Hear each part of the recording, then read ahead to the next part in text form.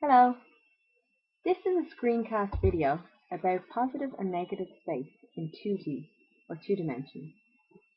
First, I'll do a recap on the basic elements and then look at what positive and negative space is. Then I'll show you how you can apply that knowledge of positive and negative space to your artwork. Finally, we'll look at an artist who used it to great effect in his work. So let's recap on some of the basic elements. Firstly, line. Line is one-dimensional. It has one dimension, in this case, height. Secondly, shape. Shape is two-dimensional, or 2D. It has two dimensions, height and width. Thirdly, we have form. Form is three-dimensional, or 3D. It has three dimensions, height, width, and it also has depth. This is important to point out because in this video I'll specifically be discussing positive and negative space in two dimensions, or 2D. This most commonly refers to drawing, painting and print, whereas 3D, or form, refers to sculptures. So because we're talking about two-dimensional work, we're looking at shapes. Let's look at an example. Here is a two-dimensional work, a lino print. It is called Zebra by Annie Galvin. In this image, the positive space is the space which is occupied by a shape. In this case, it's the head of the zebra. That's the positive space. Whereas the negative space is the space which is not occupied by the shape. In this case, it's the black background area. So here's the positive space, the shape of the zebra's head. And this is the negative space, space around the zebra's head.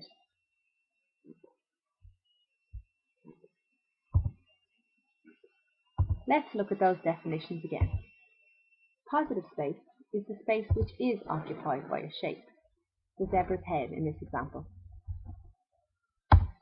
Negative space is the space which is not occupied by a shape. This is the black space around the zebra's head in this example.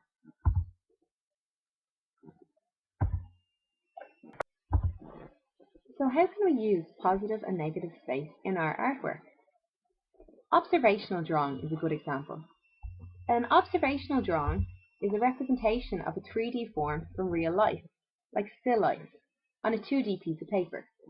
For example, this still life setup with benches and easels, which I drew. So with 2D paper, we're dealing with shapes. When doing this kind of drawing, it's just as important to be aware of the positive shapes as the negative ones.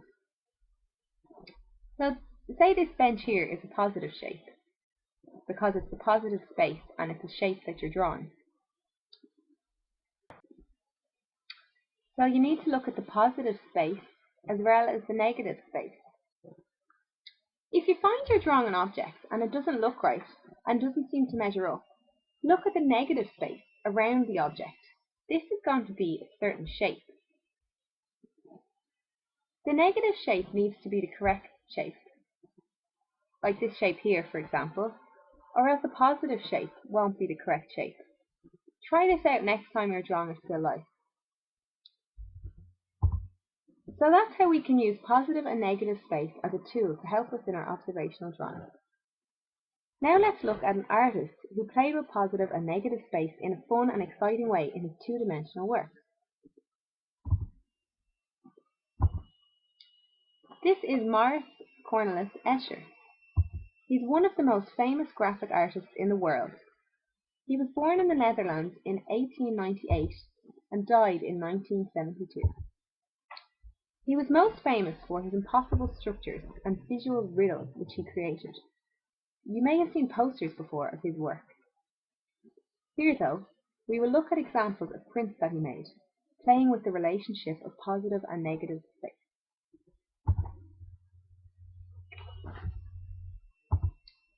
In this image here, what can you see? Do you see black horsemen or white? This is a woodcut print called Horseman from 1946.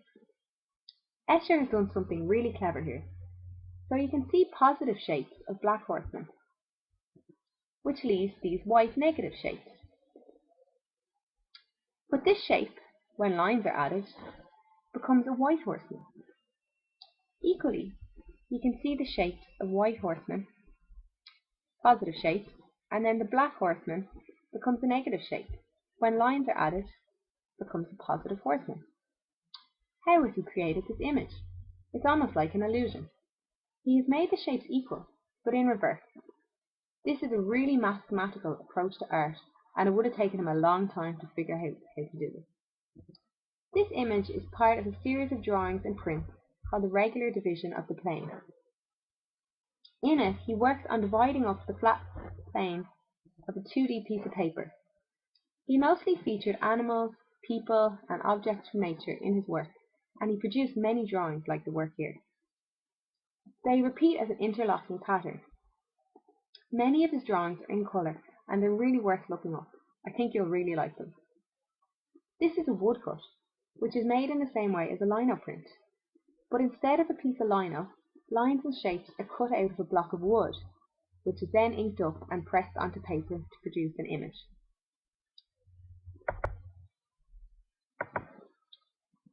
In the last work we looked at, Horseman, Escher worked out the placing of shapes in a calculated and mathematical way. In this image, Mosaic 2, it has a more organic and natural arrangement of shapes. This is a lithograph, which is a different type of print. Once again, we see a pattern of interlocking shapes.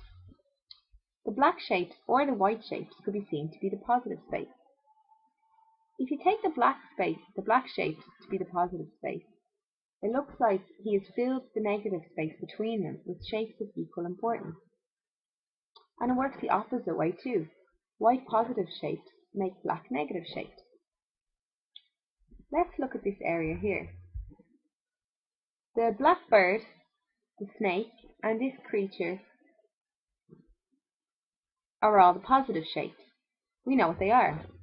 The negative white space between the shapes, Escher has made into a guitar. Or did he draw this first? Negative becomes positive, and positive becomes negative. It's very confusing. This is an example of a different kind of design Escher created, Sky and Water 1. He has taken two shapes, a bird and a fish, which interlock exactly. Along the central band, in the middle of the image, they meet in a perfect positive and negative relationship, like in the last two works we've looked at. But instead of continuing and repeating these shapes in an interlocking pattern down the page, he's spread out the animals. So into the sky, the bird shapes spread out, and the negative shape of the fish becomes less apparent. Equally, with the bird going down into the water, the negative of the bird becomes less obvious. Instead, he's added more and more detail to the fish by adding lines. If you look at this image again, it looks like the fish is morphing into the bird, or that the bird is morphing into a fish. So that's some examples of Escher's work.